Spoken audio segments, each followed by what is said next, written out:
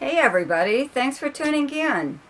For the time being, I will just be doing monthly forecasts for those zodiac signs that are most popular on my YouTube channel. So I really have to thank you guys for liking, sharing, subscribing, and commenting on my videos because you help to put them into circulation where other people can view them. I will still be doing all zodiac signs though for the weeklies. Okay, so let's get to your forecast.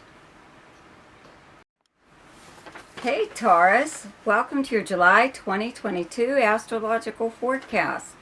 So the big news for you is Mars is moving into your sign, okay, into your first house on the 5th, right? Yeah, so this is a pretty big deal. It's been in your 12th house for a while, and you know what, when it leaves your first house, it's moving into Gemini in August. I think it's August 21st, and it's going to stay there till like March of next year. So your second house, you're the natural ruler of the second house, okay? Possessions, money, okay? So you're going to have Mars in your second house for all that period of time, which means that that's where a lot of your activity and your focal point's going to be. You know, you're going to put an awful lot of effort into money, getting more money, gaining more money, buying something or other that you probably need, but it, you know, could be just a because thing. You know, you're doing it just because you want it, right? So with Mars in your first house right now, it is making you a little bit more feisty, okay? I always tell people, you know, when Mars is in your sign, it usually only happens like every other year, okay? And it's about that length of time that it takes for people to start taking you for granted, or, you know, just, I don't know, just assuming that you're always going to say yes to things that they ask you to do, or whatever, you know. People just they forget to really appreciate you, you know, the things about you. And a lot of times that's what Mars does. When it's in your sign, it makes you point out to people, I always say, okay, what their lives would be like if you were not in it, okay? Because a lot of times there were things that you did that everyone benefited from, not just you. You did it on their behalf, or you helped them in some way or other, okay? So, you know, like I always say, okay, you could have even one conversation at this time, okay? And this could really just come out of left field because you still have the planet Uranus in your sign, in your first house, and these two planets are going to get together. They're going to conjunct, okay, this month. It'll be covered in the weeklies, okay?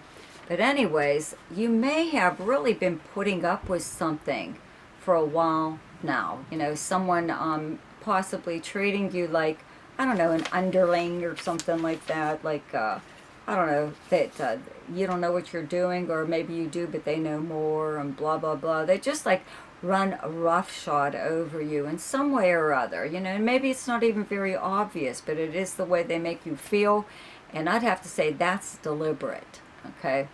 You're not imagining it, right?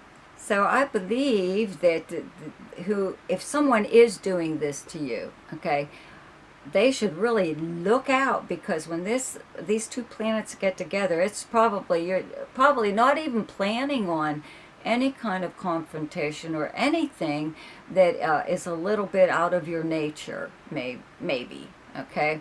You're ruled by Venus, you know. You're usually pretty pleasant, but you're pretty stubborn though too, you know. Whatever, okay? So you could really just let her rip, tear into somebody, or everyone in general. You could even have a whole day where you just run around and tell everybody exactly how you feel about them. You're not holding back either, but it's the truth. All of it's the truth. It's not like you're making it up, okay? You don't have to, right?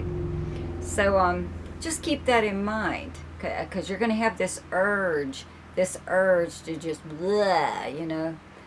Really tell people a thing or two. The best thing to do with this right now is, okay, the best way to use a Mars transit is to work on something that is yours and yours alone.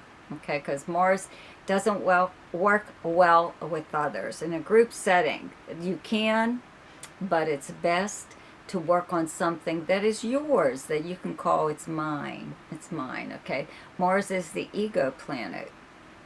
You want what you want, especially the way things are. You know, if something is not the way you want it to be, this is what you use Mars for. You put something in your life the way you want it to be, okay? Granted, there are people down the road that probably try to put it back the way they wanted it, they had it, or how it was.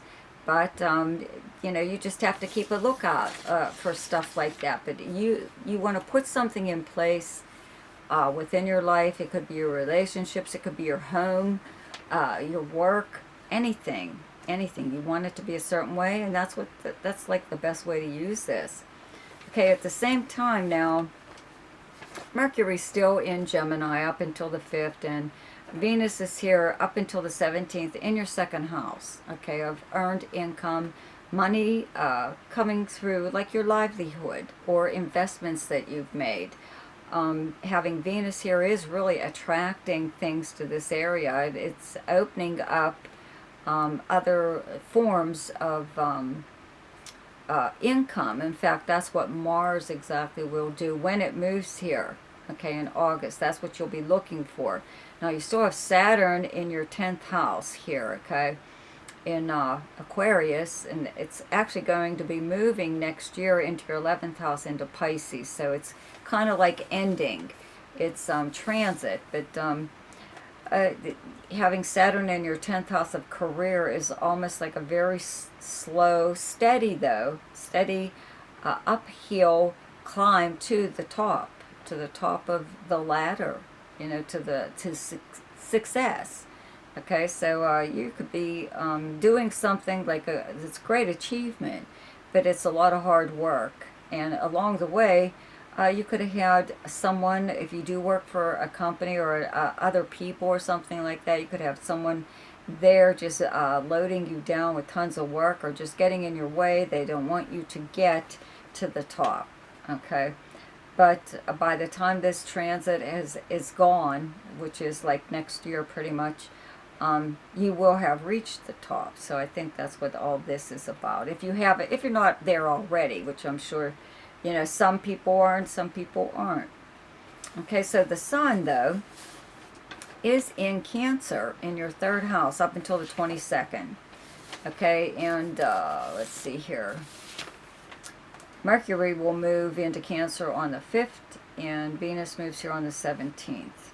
Okay, in your 3rd house of your everyday life, the people and places you would encounter throughout the normal course of your day. This is a big travel and communication house. This is regular postal mail, email, any form of communication. But this is where you could get like something pretty interesting in the regular postal mail, especially around, there's a full moon in Capricorn on the 13th, where you have Capricorn in your chart as your 9th house. It's directly across from this 3rd house. Both of these are travel and communication houses, okay? 9th house is long distance travel and communication, okay?